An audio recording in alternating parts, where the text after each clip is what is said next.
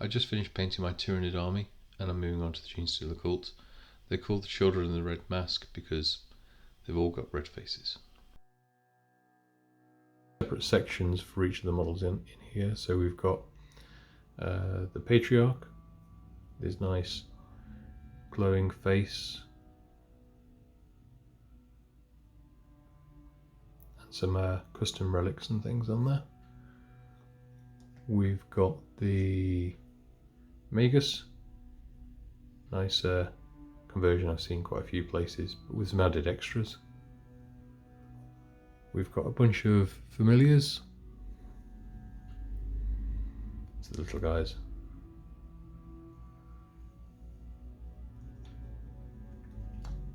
The Abominant.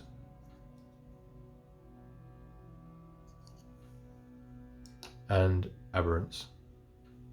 And had some fun doing the conversions on the Patriarch's a nice model. I had a little bit of fun doing that glowing effect on his brain. It's pretty easy. You just start with a white, paint it yellow, or as I did, use Cassandra yellow, the wash, to get the yellow effect, and then just highlight up the red areas to get it darker. With all of them, I've started off with black prime, and then zenithal on top of that to bring up the light areas, and then a bit of a dry brush over that before applying thin contrast paints. The classic slapchop method that they're calling it now.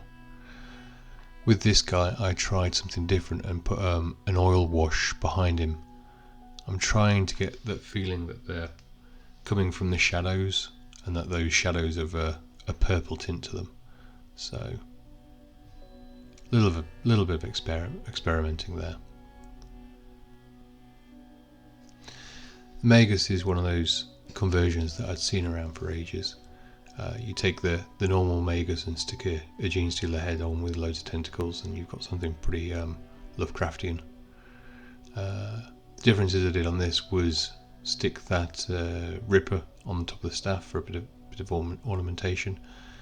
The Zoanthrope chimneys stuck on his back, and a Ravener base, and you can see the little Ravener tail sticking out there. I was less happy with the paint job on the top of the Ripper. I put some rust effect on the top, and I don't think it's quite gelled right. I'm almost also not completely sold on how to do this purple wash effect. I think I need a bit of practice on that. Otherwise though, enjoyed painting the robe. Do like big books, and I can't lie, I don't enjoy little books so much. I need to get some practice. One of the things I do with all the models is varnish them in different effects. So body should be matte, things like the robes are satin, and then the armour and eyes I gloss. With the black eyes, it's quite a good little cheat to get a bit of impact. I saw somebody do a really nice bottle for one of those, for that Genestealer, with the smoke coming out. Nowhere near that skill level. Still, nice little critters.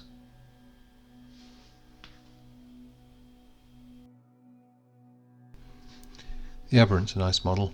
I stuck down that wire meshed for a bit of a open sewer effect. I'd used red moss on all my Tyranids before, so I've got a little bit of that coming through with the cult. To get the muddy effect, I basically smushed a load of it down with PVA glue and then painted over it. It's not a bad little trick, it seems. What else? Little guy, again, with a little bit of a paint to paint. That purple wash effect, using the oil, not completely sold on. What else have I done? Lots and lots of that dirty down rust. Give it a good shake before, otherwise you end up with a black oily effect. After it's shaken, you get this nice light oranges that come through. I've used quite generous amounts of blood for the blood god on him as well. That hammers should look like he's thoroughly mashed somebody with it. Really happy with the conversions I've done from these Necromunda Goliath gangers. They're aberrants. This guy's got his impromptu weapon, which is the neurothrope spine. He's stuck a metal spike through, all the blood and gore going everywhere. He's also got a load of other conversion bits on him. So he's got that Genestealer cult head. He's got a bit of a venomthrope tail. I think there's a bit of a hive guard armor he's got on his back. Yeah, so they had a lot of fun converting these guys. The blood spatter is probably most intense on this guy. Just getting the paintbrush, nice little stubby one, and flicking the paint at him. Just trying to be careful not to get any big blobs on him. This guy's a little weird. I was trying to get something that looked more Genestealer-y out of all my aberrants. So he's more bent down like a Genestealer should be. Not convinced he completely sells it, but you can see the rust effect quite nicely on the floor underneath him. And another impromptu hammer made for him out of some odd bits of leftovers of stuff. I can't even remember where those bits come from now. Still, nice to get that armour at the back, which is just made out of Termagant shoulder armour. Conversions, all with Genestealer cult heads and stuff left over. Some banners used as impromptu weapons. Some more of that moss and stuff. I think the only thing I've not really talked about is the oil washes. I'm a big convert to them. They do make things look pretty dark, but you can really easily get nice colour gradients with a bit of white spirit and a bit of old t-shirt. Use cotton buds, but use special electronic ones, because they've got foam ends instead of normal cotton buds. Those tend to get caught on everything and you end up with little bits of hair everywhere. Anyway, lots of fun painting these guys up. I think they're coming together as a nice little squad. Final batch. Again, one of my little favourites is the squid head guy with the Genestealer cult icon on the end of his hammer, so he can smash down the cult on his oppressors.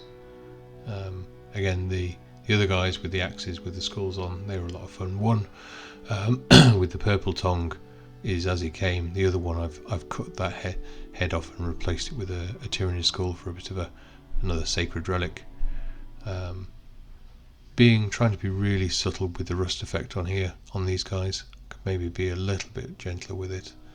And again, some of them have got a little bit of blood splatter on the axes and things, but try not to make them look like a complete mess, and be a bit restrained with it. Anyway, that's all I've got for today, so see you later.